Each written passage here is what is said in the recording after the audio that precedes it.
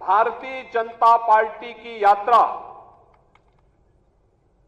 और भारतीय जनता पार्टी के अपने स्वागत उद्बोधन में प्रदेश अध्यक्ष जी ने प्रातःकालीन सत्र में विस्तार से अपनी बातें आपके सामने रखी। राजनीतिक प्रस्ताव में प्रदेश महामंत्री श्री अनूप कुमार गुप्ता जी ने और प्रस्ताव के समर्थन और अनुमोदन के लिए जो हमारे पदाधिकारी यहां पर अपनी बातों को रखे थे, उन्होंने भी विस्तार से इन सब मुद्दों पर चर्चा की। लोकसभा चुनाव के पहले हम सब इस बात को जानते हैं कि भारतीय जनता पार्टी ने प्रधानमंत्री मोदी जी के नेतृत्व में उत्तर प्रदेश में 2014, 2017, 2019 और 2022 में भारी सफलता प्राप्त करते हुए विपक्ष को उसकी वास्तविक स्थिति तक पहुंचाने का कार्य किया था और लगातार उस पर यह दबाव बनाए रखा था। कोई संदेह नहीं,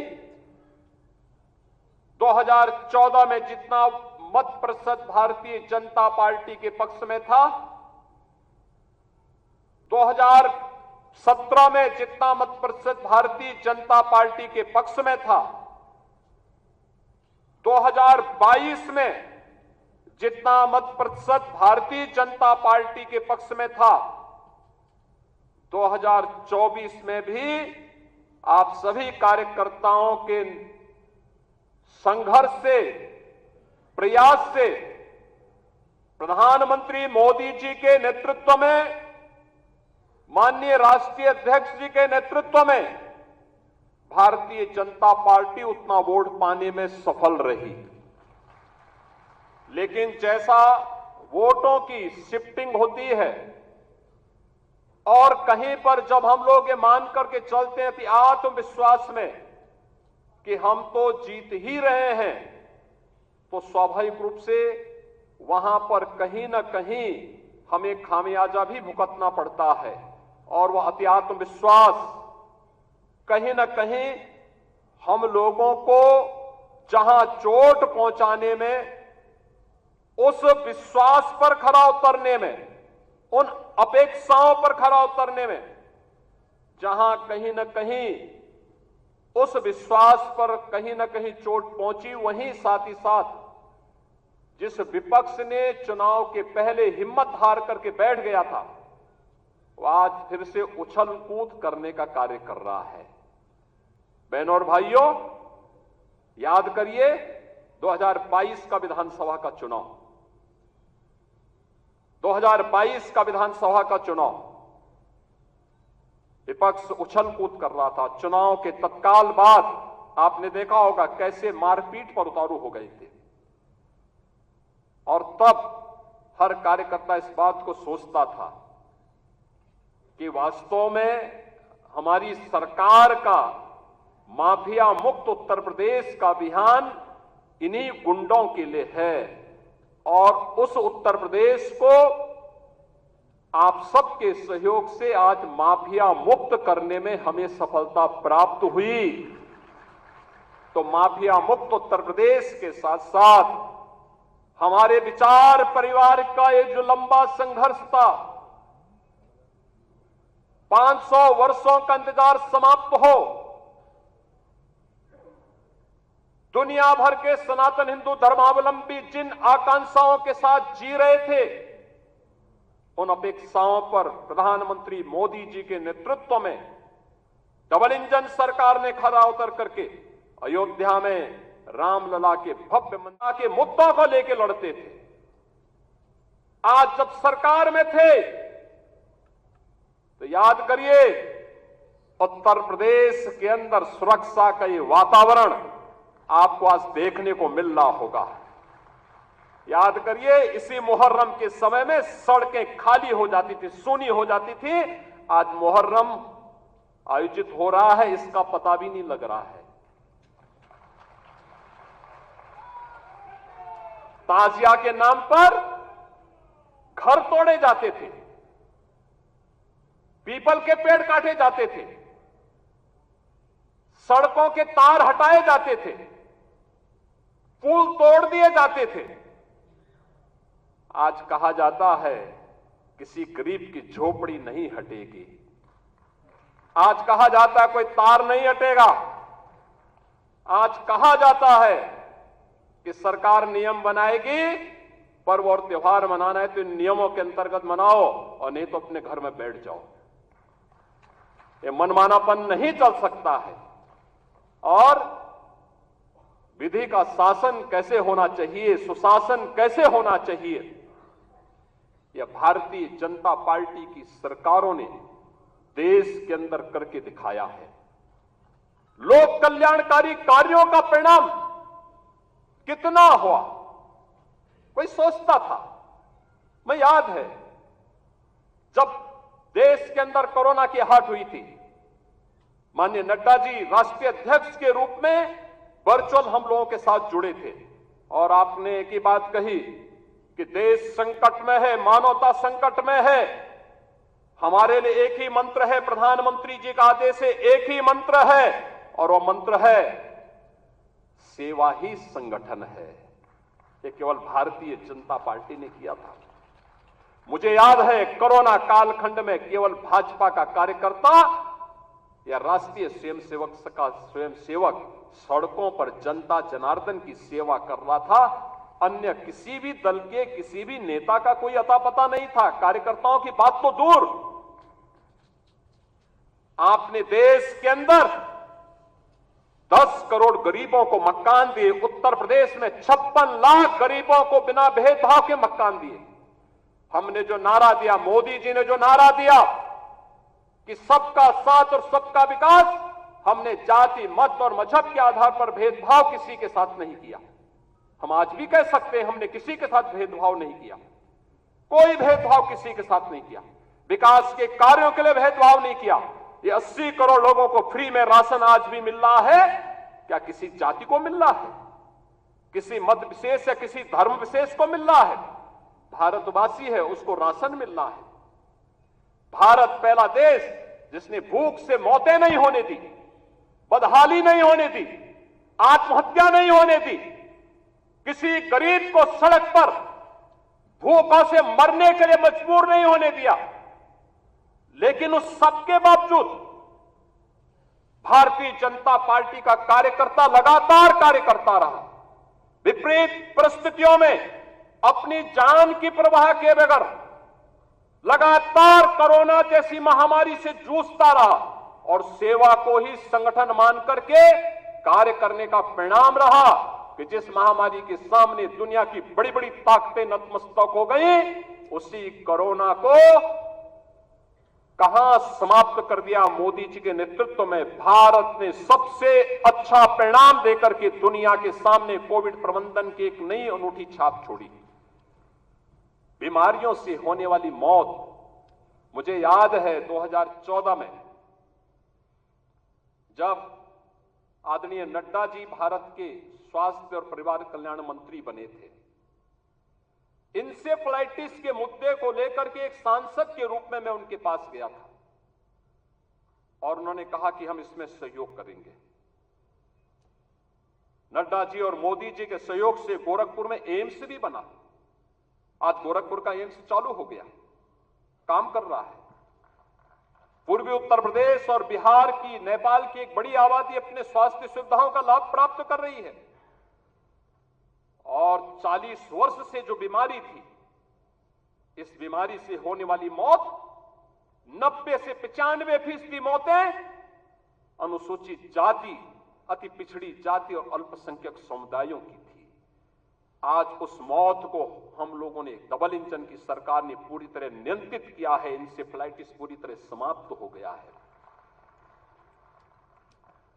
उत्तर प्रदेश जैसे राज्य में इंफ्रास्ट्रक्चर एक कल्पना थी, आज आप जाते होंगे आपको 4 लेन की कनेक्टिविटी मिलती होगी।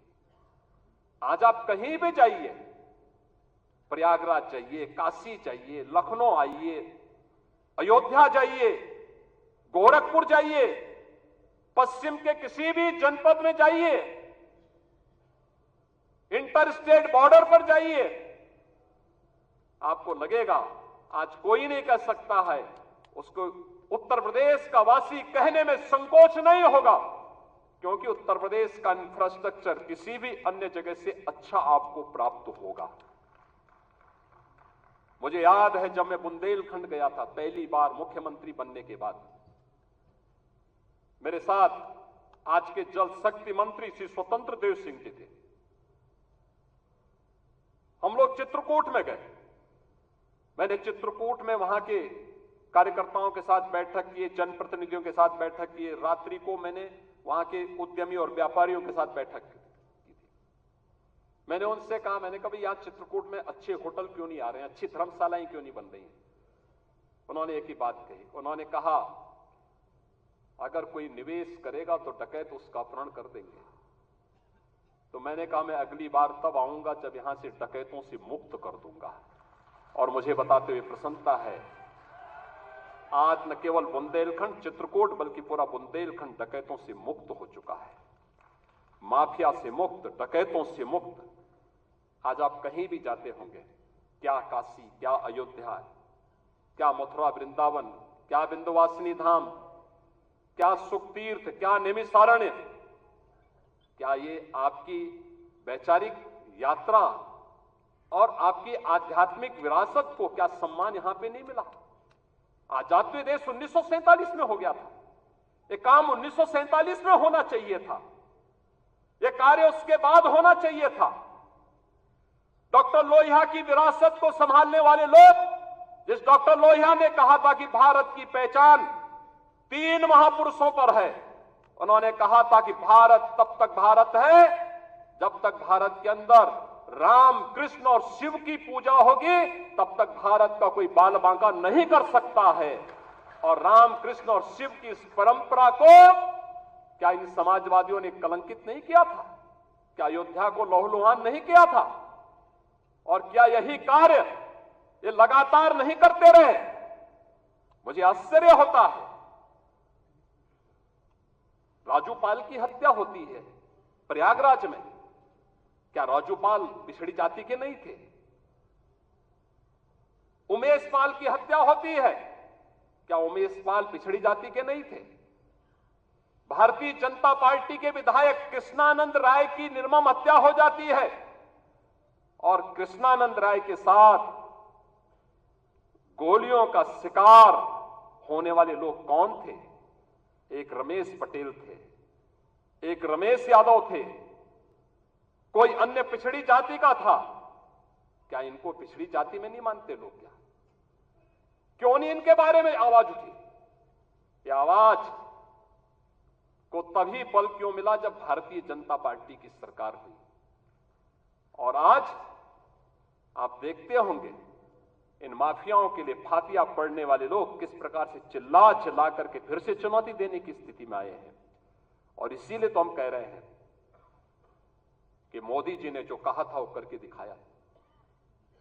सबका साथ और सबका विकास, लोक कल्याणकारी योजनाओं की किसी भी योजना में आप देख सकते हैं, क्या राशन की योजना, क्या मकान की योजना, क्या हर घर शौचालय की योजना, चाहे हर घर नल की योजना, चाहे आयुष्मान कार्ड या किसी भी अन्य योजना में, उज्ज्वला योजना की हो योजना हो, कोई भी योजना हो, क्या किसी के साथ कोई भेदभाव हुआ? जाति, मत, मजहब के आधार पर, चेहरा देख करके किसी के साथ भी कोई भेदभाव नहीं। ये सारी योजनाएं बिना भेदभाव के हर तबके को दी गई। और हमें आश्चर्य होता है, समाजवादी पार्टी की सरकार के समय कन्नौज के मेडिकल कॉलेज की चर्चा हुई। कन्नौज के मेडिकल कॉलेज का नामकरण बाबा साहब डॉक्टर भीमराव अंबेडकर जी के नाम पे था। समाजवादी पार्टी के तत्कालीन मुख्यमंत्री ने नाम बदल दिया। और इस बार जब मैं वहां गया था, हमारे वहां मंत्री श्री असीम और उन्होंने मेरे सामने इस बात को रखा, हमने उसी दिन कहा कि नहीं, ये बाबा साहब भीमराव अंबेडकर के नाम पर ही मेडिकल कॉलेज फिर से जाना जाएगा, और हम लोगों ने इस मेडिकल कॉलेज का नामकरण उसी समय वहां किया था। लखनऊ का भाषा विश्वविद्यालय क्या ये मान्यवर कांशीराम जी के नाम पे नहीं था? क्यों चेंज कर दिया गया? ये सब समाजवादी पार्टी की सरकार में हुआ था। दलित चिंतकों और महापुरुषों और सामाजिक परिवर्तन के वाहक उन महापुरुषों को क्या समाजवादी पार्टी ने अपमानित नहीं किया था? वो लगातार अपमानित करते थे। ये तो संविधान की अवहेलना करते थे। इन्होंने तो धर्म के आधार पर अनुसूचित जाति, जनजाति और पिछड़ी जाति को मिलने वाले आरक्षण पर भी सेध लगाने का काम किया था। कौन नहीं जानता 2016 में जब समाजवादी पार्टी की सरकार थी, अनुसूचित जाति के नौजवानों की स्कॉलरशिप को समाजवादी पार्टी की सरकार ने रोकने का काम किया था। हम लोग इसको मुद्दा नहीं बना पाए, हम अपनी उपलब्धियों को मुद्दा नहीं बना पाए। मोदी जी के नेतृत्व में पंचतीर्थ बने। नई संसद बनने पर नई संसद में प्रधानमंत्री मोदी जी देश के पहले प्रधानमंत्री हैं जिन्होंने संविधान की मूल प्रति को अपने सिर पे रख करके नई संसद में स्थापित करने का काम किया था। भारतीय जनता पार्टी संविधान को सर्वोच्च सम्मान देने वाली पार्टी, अनुसूचित जाति, जनजाति और पिछड़ी जाति के अधिकारों को संरक्षित करने वाली पार्टी, लेकिन अफवाह और भ्रम की स्थिति पैदा करके जिस प्रकार से माहौल खराब करने का प्रयास किया गया, ये जानते हुए दुनिया की ताकतें जानती हैं ये समाज बिखरा होगा तो आसानी से शिकार हो जाएगा, एकजुट होगा तो बड़ी बड़ी ताकतें इस समाज की ताकत के सामने धराशायी हो जाएंगी। आप इस ताकत को जाति के नाम पर विभाजित करके शक्ति को छिन्न भिन्न करने का जो पाप अभी चुनाव के दौरान हुआ है, हमें उससे सतर्क और सावधान होना होगा। और वहीं से मैं कहने के लिए आया हूं, सोशल मीडिया प्लेटफॉर्म, आखिर आपके पास, सबके पास स्मार्टफोन है। सब लोग स्मार्टफोन पर अपने अपने ग्रुप के साथ काम भी करते हैं, एक दूसरे को मैसेज भी भेजते हैं, एक दूसरे की को शुभेच्छा भी देते हैं। लेकिन क्या कारण था कि जो षड्यंत्र हो रहे थे, जिस षड्यंत्र की आशंका दिखाई दे रही थी, उस षड्यंत्र को करने में वे विदेशी ताकतें और विरोधी सभी सफल हो गए। क्या कारण था?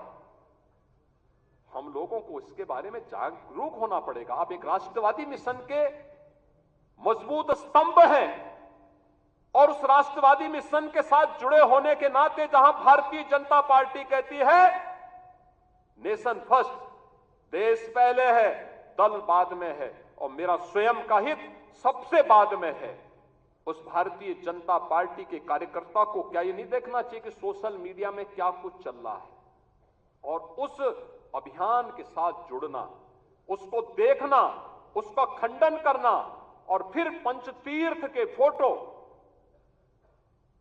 दलित महापुरुषों के और चिंतकों के बारे में भारतीय जनता पार्टी की उपलब्धियां, गरीब कल्याणकारी योजनाएं, इन सब को भी अगर हम साथ साथ भेजे होते, उन लोगों के साथ संवाद बनाए होते, तो हो सकता है इसमें कुछ और चीजें देखने को मिलती। ऐसा नहीं कि ये षड्यंत्र हुए ना हुए, 2019 में हुआ था, 2019 में हुआ था। 2019 में एक बड़े गठबंधन को उत्तर प्रदेश के अंदर बनाने का कार्य हुआ था और तब आज के हमारे राष्ट्रीय अध्यक्ष तब प्रदेश के प्रभारी के रूप में इस दायित्व का निर्वहन कर रहे थे। याद करिए, तब हम लोगों ने 43% वोट के प्रतिशत को बढ़ा करके 51% करने का काम किया था और भारतीय जनता पार्टी ने सबसे बड़े गठबंधन को धराशायी करने का काम किया था, इसी प्रदेश में किया था। और इसीलिए आज मैं कहने के लिए आया हूं, सोशल मीडिया प्लेटफॉर्म आपके लिए कितना बड़ा उपयोग हो सकता है, यह भी हमें देखना होगा। बहुत सारी ऐसी चीजें हैं जिन चीजों को हमें वास्तविक धरातल पर उतारना होगा और उसके लिए अगर हम प्राणपण से जुड़ करके एक बार फिर से कार्य करना शुरू करेंगे, कोई कारण नहीं हमने नगर निकाय चुनाव में सभी 17 की 17 मेयर की सीट हम लोगों ने जीती थी। 17 की 17 सीट भारतीय जनता पार्टी ने प्रदेश के अंदर जीत करके पहली बार भारतीय जनता पार्टी 17 की 17 नगर निगम की सीट जीती थी। सर्वाधिक नगर निकायों की सीट जो जीती थी, सर्वाधिक, यानी 17 की 17 नगर निगमों में भारतीय जनता पार्टी का फुल मेजोरिटी का बोर्ड बना और प्रदेश के अंदर सर्वाधिक पार्षद भी भारतीय जनता पार्टी की